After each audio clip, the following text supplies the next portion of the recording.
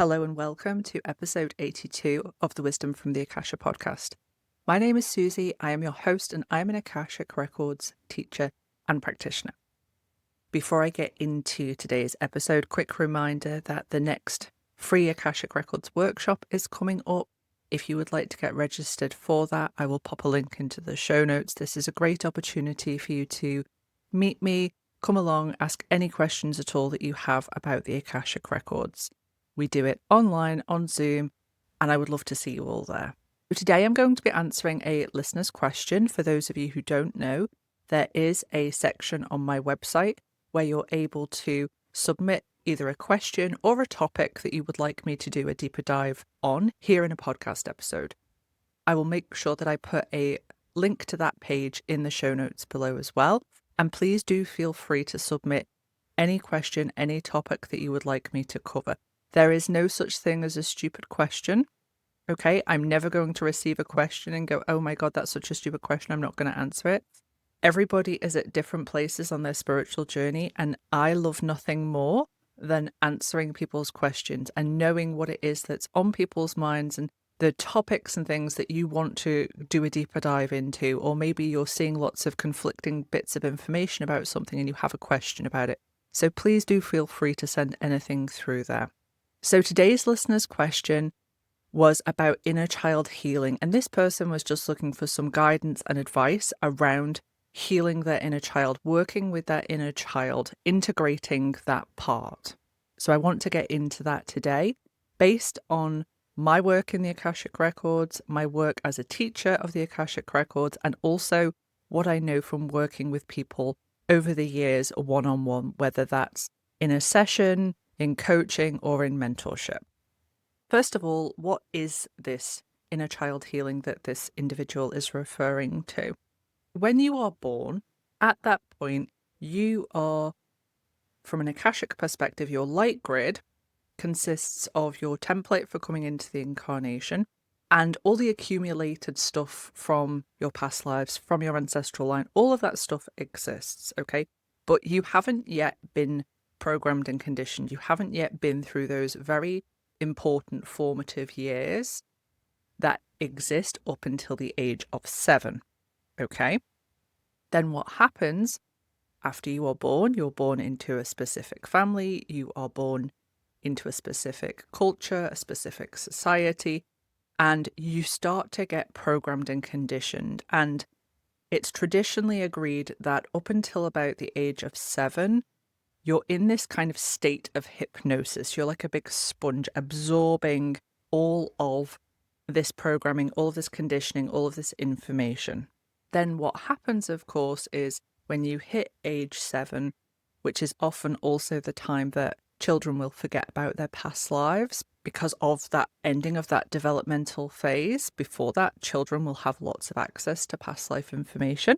So when we get to age 7, and we start to really step into our own as an individual, we step out of that hypnosis and into a more conscious state. However, of course, we have all of that programming, all of that conditioning from childhood that takes us into that next phase.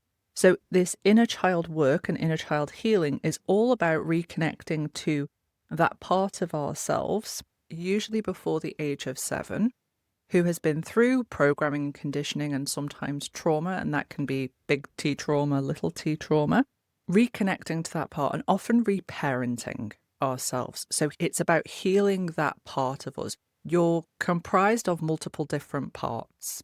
We have inner child, we have inner teen, we have all of these different archetypal energies that you have connections to. You're a sum of those parts. And when you do inner child healing or inner child work, you're reconnecting to that part of yourself to reparent, to allow that part of you to have the space to feel the emotions that were being felt, to address the things that happened at that time. That's what inner child work or inner child healing is all about. Now, traditionally, this is the realm of psychology, okay? So Carl Jung, again, is the person who coined this term, inner child healing.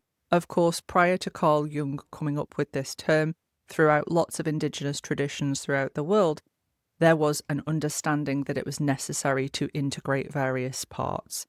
So, of course, this is similar to shadow work, integrating those parts of us that we've rejected, the inner child often being one of those parts that we have rejected.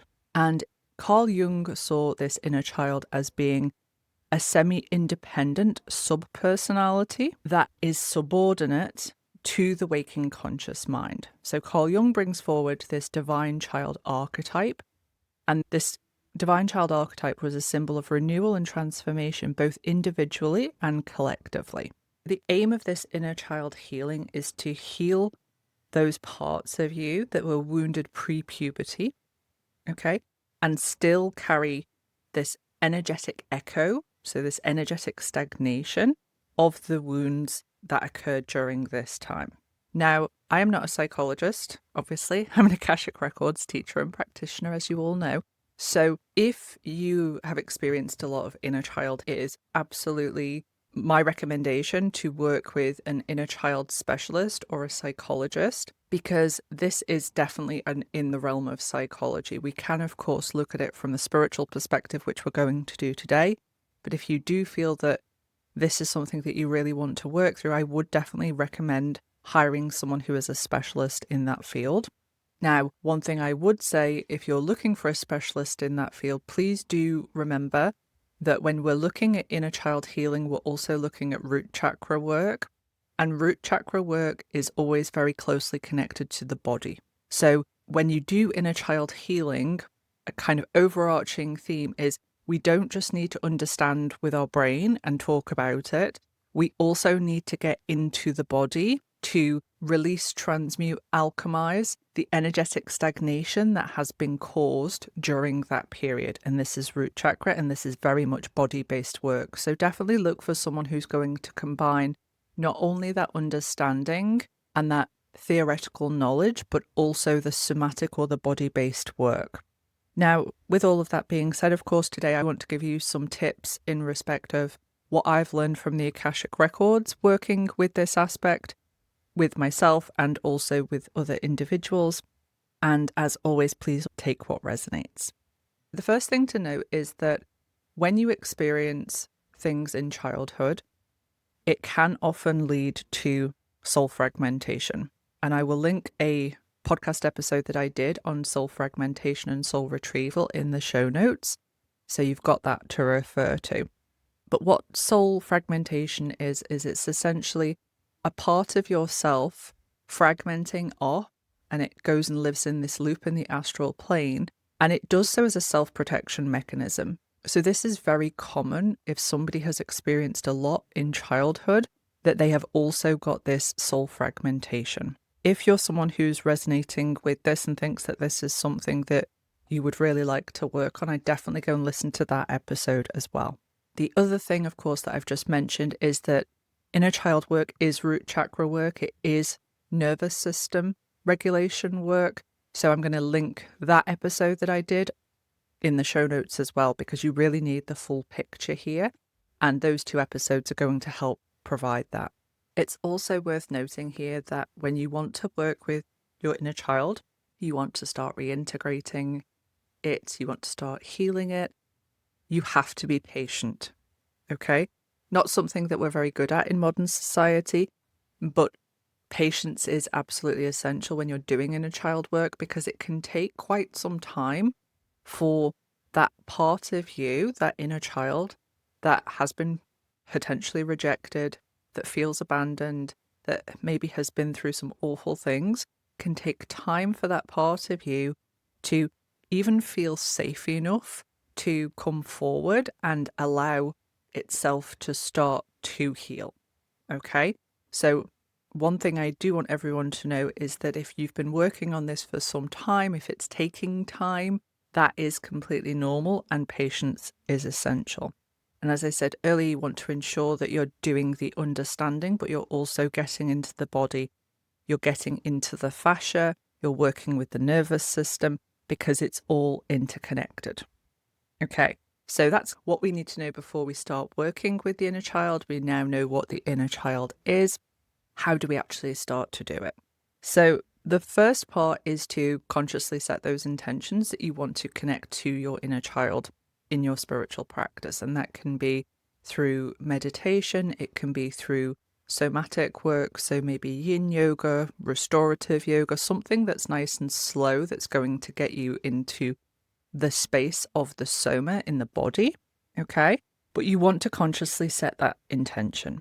Now, some people find it very helpful to have a picture of themselves from childhood to work with, and they have that, somewhere that they're going to look very often during the day. So perhaps on their fridge or in their mirror, somewhere that they're going to be able to see it, and just start to consciously set that intention that that's that aspect of you that you want to connect with. Another thing that the Akashic Records have given people when they're working within a child that can be really helpful is to do an activity that you really enjoyed as a child. So setting that conscious intention and then doing something that you really enjoyed. That could have been painting, it could have been climbing trees, it could have been swimming, it could have been doing jigsaw puzzles. Whatever you remember that you really enjoyed doing as a child, so not focusing on what happened, but looking at okay, what did I actually really enjoy doing? Doing that when you set the conscious intention. And the reason for that is because we're trying to create that energy of safety and that energy of it's okay now to come out and play. It's okay now to come out and enjoy yourself, which maybe you didn't have the opportunity to do very much as a child. So those two things can be really helpful to kind of set the environment for this inner child healing work to take place. Another activity that the Akashic Records recommend for doing this work is writing a letter from that aspect. So once you've been able to connect into the energy of that inner child, or you've been able to really feel into what that inner child was feeling, is to allow that inner child to express what they want to express through writing it down. And sometimes people will find it helpful to write with the non-dominant hand to allow this information to come through. We want to make sure that we're allowing that part of us to have the space to express what it needs to express. Now, of course, as you're doing any of these practices, whether you're doing body-based practices, you're doing the play, whatever it is that you're doing, you're going to have things coming up for you. And that is you connecting to that inner child part. It may be that you sit to do an activity and then you start to hear this narrative of this is lazy, this is not productive, why aren't you doing something useful? This is you connecting to that aspect and understanding those different wounds that that part has. And of course, the emotions and the memories and everything that comes up can be quite difficult. So it can be really helpful to work with someone during this process so that you're able to have someone to help you navigate through the emotions and everything else that comes up during this time. So I also wanted to give you some questions that you can use in your own Akashic Records. You can, of course, connect to the inner child aspect of yourself through your Akashic Records by setting the intention to do so, and then utilizing certain questions to help you with this. So I want to give you those. Now, if you don't yet have an Akashic Records practice, that's completely okay. You can use these perhaps as journaling prompts or self-reflection questions. So question number 1 would be, what does my inner child need from me this week? Okay, so even though the inner child is part of you, okay, we're going to treat the inner child as if it's a different part of you, and we're going to specifically target what does that part of me need from me this week? So how can I best look after and potentially reparent this inner child aspect? Question number 2 is, how can I help my inner child feel safe, loved, worthy, and validated? And of course, you can break that question up into, how can I help my inner child feel safe? How can I help my inner child feel loved? Feel free to add in there whatever you think your inner child needs from you at this time and use that instead. Question 3, how can I better connect to my inner child? So if you're finding it difficult, if you're setting the intention, you're doing these things and you just don't feel like you're getting anywhere with it, ask in your Akashic Records. Okay? They will give you guidance. They will give you a steer in respect of how you can better connect. Question number 4 is, why does my inner child feel reluctant to come forward? As I said earlier, it can sometimes take a little bit of time. It can take a bit of unfolding. There may be other stuff that you need to work through first. So understanding why that inner child feels that can be very helpful. And number 5 is, what activities can I undertake this week to help my inner child connect back into the joy and fun of life? I know when you're on your healing journey, it can feel very difficult. It can feel like all you're doing is peeling layers off this never-ending onion. But your natural state is joy, and you're supposed to enjoy this life. Okay, even though it's hard, even though you may be an old soul who's picked some very, very difficult lessons to go through in this lifetime, I acknowledge all of that, but you're also supposed to be here to have fun and to enjoy your experience as an individuated fractal of source consciousness in physical reality. As you'll have heard me say before, Earth is a school. There are lessons, but you're also supposed to have fun at that school. You're supposed to enjoy the experience as much as possible. Some other questions that you might find helpful in respect of working with the inner child would be, how do you feel about the way that your parents raised you? If you have children, how do you feel when you are around your own child now? In what areas of your life do you perhaps hold yourself to an unachievable standard? Where are you putting these very strong expectations and programs and conditions from that childhood onto your life now? And what do you wish your childhood self knew that you now know? So if you could speak to that aspect of yourself, what would you tell it? And it might help to write that down. It might help to set a space for you to ask that aspect to come forward and actually relay that to that aspect of yourself. So there's lots of different ways that you can work with healing this inner child aspect. I hope you now have a little bit of an overview of an understanding as to what inner child healing is, how you can create the conditions for it to take place, and some different techniques to try. Of course, there are many different techniques out there, and as I said earlier, if you feel called to work with a specialist in this area, then definitely do so. Just ensure that you're not just doing the mental aspect of it, the understanding aspect, you're also getting into the body and allowing that energetic stagnation caused by whatever it is that you've been through during that period to come forward, to be transmuted, to be alchemized. I do hope you found this episode helpful, and I look forward to seeing you next week for the next episode.